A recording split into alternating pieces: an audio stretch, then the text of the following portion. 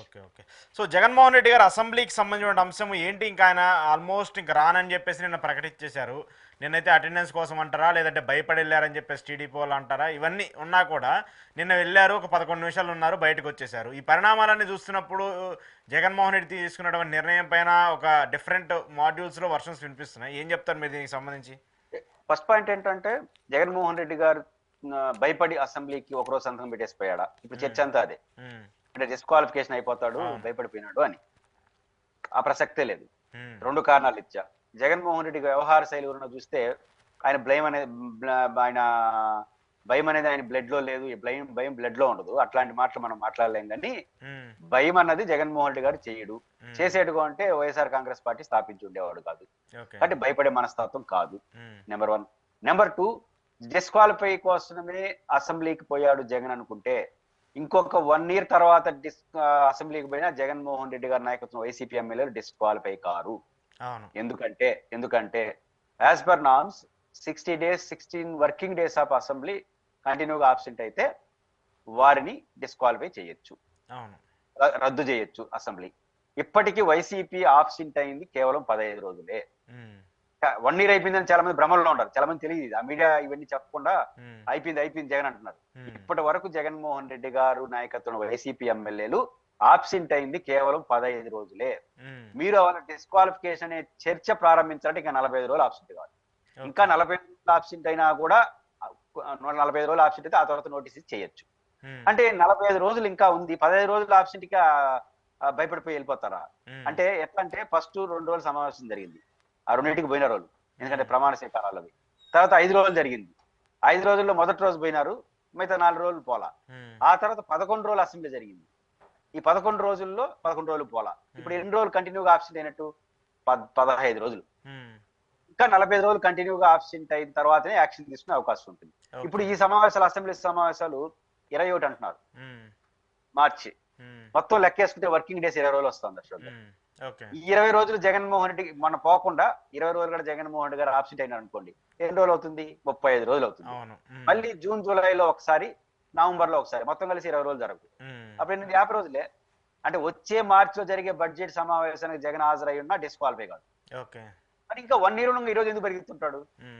హ్మ్. హ్మ్. అది కరెక్ట్ కాదు. కాబట్టి జగన్మోహన్ రెడ్డి గారు డిస్‌క్వాలిఫై భయానికి ఈ రోజు పోవసరం. డిస్‌క్వాలిఫై భయం ఉన్నా హ్మ్. అది వచ్చే మార్చి వరకు అవకాశం ఉందండి.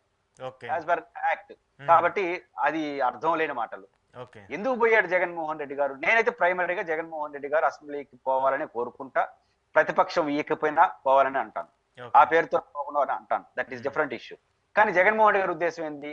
ప్రతిపక్షం అనే దాన్ని వాళ్ళు ఇవ్వలేదు కావాలని దురుద్దేశాలున్నాయి. వాళ్ళు చెప్పింది డొల్ల అని చెప్పడం కోసమే అసెంబ్లీకి వెళ్ళారు. ఓకే. అంటే జస్ట్ ఎందుకంటానంటే అక్కడికెళ్లి చూపించడానికి ఎళ్లారంటారా? ఖచ్చితంగా ఎళ్ళాడు. పనిలో పనిగా సంతకం పెట్టుంటారు. హ్మ్. ఆ పాయింట్ ఏంటి? సంతకమే అనుకుంటే వచ్చే మార్చికి పెట్టినా ఏం కాదు అంటున్నా టెక్నికల్‌గా. అవునవునవునవును. హ్మ్. కాబట్టి ఇంకెందుకు ఇంకో 3 అసెంబ్లీ ఎగ్గొట్టుంటే ఏం చేసుంటారు? హ్మ్. ఆయనకు 2 ఏండ్లు అయిపోతుంది ప్రభుత్వం వచ్చి కూడా. కాబట్టి ఇదొక పాయింట్ ఉంది. రెండవ పాయింట్ ఏంటంటే ఈరోజు జగన్మోహన్ రెడ్డి గారు ఏదైనా మాస్టర్ ప్లాన్ ఆయన మొండిగా ఉంటాడు గానీ బాగా స్టడీ చేస్తాడు. హ్మ్. వీళ్ళు 10% మంది ఉండాలి కదా అని బండ సిద్ధాంతంతో మాట్లాడినారు. హ్మ్. అది అవును. 10% అనేది సిద్ధాంతమే కాదని అందరూ ఇప్పుడు ఒప్పుకుంటున్నారు. హ్మ్. అది జగన్ గారి టాక్టిక్స్ ఏంటంటే హ్మ్. 10% అనేది కాదే కాదు వీళ్ళు ఇవ్వదలుచుకోలేదు. అది చెప్పదు. ఎందుకంటే అసెంబ్లీ రూల్స్ ప్రకారం రాజకీయంగా అధికార పార్టీకి భిన్నాభిప్రాయం కలిగి ఉండాలి. వ్యతిరేక గ్రూప్ ఉండాలి. హ్మ్. ఉన్న గ్రూపుల్లో మేజర్ గ్రూప్‌గా ఉండాలి. ఓ హ్మ్. 2, 3 గ్రూపులు ఉంటే మూడో పాయింట్ స్పీకర్ గుర్తించాలి. హ్మ్. మన దేశంలో అశోక్ గారు ఇప్పుడు ఉదాహరణకు ఢిల్లీ అసెంబ్లీలో ఆప్ ముఖ్యమంత్రిగా ఉన్నప్పుడు హ్మ్. 3 ఎమ్మెల్యేలున్న బీజేపీయా? BJP BJP.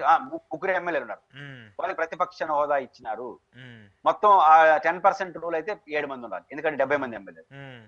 ఎక్కడికో ఎందుకు పోతారు? మన రాష్ట్రంలో, ఉమ్మడి రాష్ట్రంలో ఇడిపోయిన తెలంగాణలో ఎన్ని జరగలేదు? హ్మ్. తెలంగాణలో బీఆర్ఎస్ పార్టీ అధికారంలో ఉన్నప్పుడు అవును. కాంగ్రెస్ అపోజిషన్ ఉండింది బట్టి విక్రమార్క గారు. అవును. కానీ కాంగ్రెస్ నుంచి ఒక వలస ఏర్పడిన తర్వాత 6 మందికో పడిపోయినారు. అది. పడిపోయినప్పుడు హ్మ్. 7 మంది ఉన్నటువంటి ఎంఐఎంకి అపోజిషన్ ఇచ్చాడు. అవును. 7 మంది. హ్మ్. ఎంతమంది ఉండాలి అపోజిషన్ తెలంగాణ లెక్కల ప్రకారం 10% 12 మంది ఉండాలి. హ్మ్. 119 కాబట్టి. హ్మ్. 12 మంది ఉండాలి.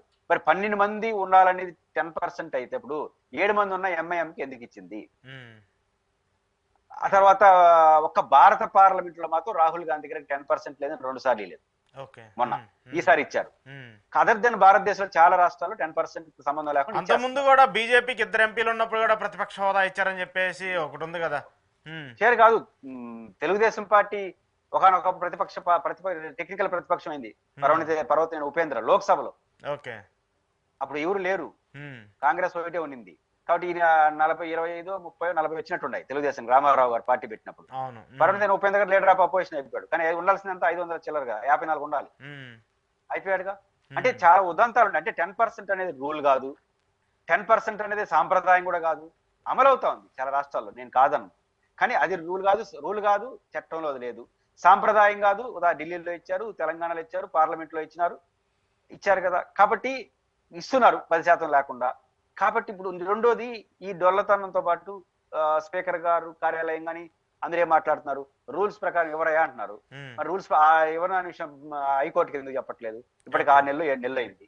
నోటీస్ ఇచ్చింది కదా హైకోర్టు దీనిపైన స్పందించమని, ఇంతవరకు ఆన్సర్ చేయలేదు. అంటే నిజంగా 10% రూల్ అయినప్పుడు కోర్టుకి చెప్పలేరా? అసెంబ్లీలో చెప్తారు, బయట మాట్లాడతారు, ఏవో మాట్లాడుతున్నారు, ఆడెందుకు మాట్లాడు. కాబట్టి ప్రతిపక్ష నాయకుడి విషయంలో అధికార పార్టీ చేస్తున్నవన్నీ ఆరోపణలన్నీ లీగల్ కాదు. వీళ్ళు కావాలని నాకు ఇవ్వదలుచుకోలేదు కాబట్టి ఇవ్వలేదు అనేది ఎస్టాబ్లిష్ చేయడం కోసం ప్రతి సభకు వెళ్తున్నాడు ఆయన. గవర్నర్ ప్రసంగానికి అయితే గవర్నర్ చెప్తాడు ఆ ప్రతిపక్ష నాయకుడు ఏమని. ఎందుకు పోయినారంటే ఎస్టాబ్లిష్ చేయదలుచున్నారు. మీరు ఒకటి ఎస్టాబ్లిష్, నేను ఒకటి ఎస్టాబ్లిష్ చేస్తాను. రెండోది, ఈ మొత్తం క్రమంలో పవన్ కళ్యాణ్ గారు ఎంత అందమైన అబద్ధాలు చెప్పినాడు. పవన్ కళ్యాణ్ గారు జర్మనీ గురించి, జపాన్ గురించి స్టడీ చేసినాడు, కానీ ఆంధ్రప్రదేశ్ గురించి స్టడీ చేయలే ఆయన. సమస్య అంటే ఆయన ఏంటాడు, ఆయన కూటమిలో ఉన్నటువంటి ఎన్డీఏ గురించి కూడా స్టడీ చేస్తుంటే బాగుండేదేమో. ఇప్పుడు జర్మనీకి గో అంటాడు జగన్ ని, ఆడుందంట, ఆడెక్కడ 10% లేదు, సాంప్రదాయం లేదు. రెండు సంబంధం లేని దామాస పద్ధతి అంటాడు.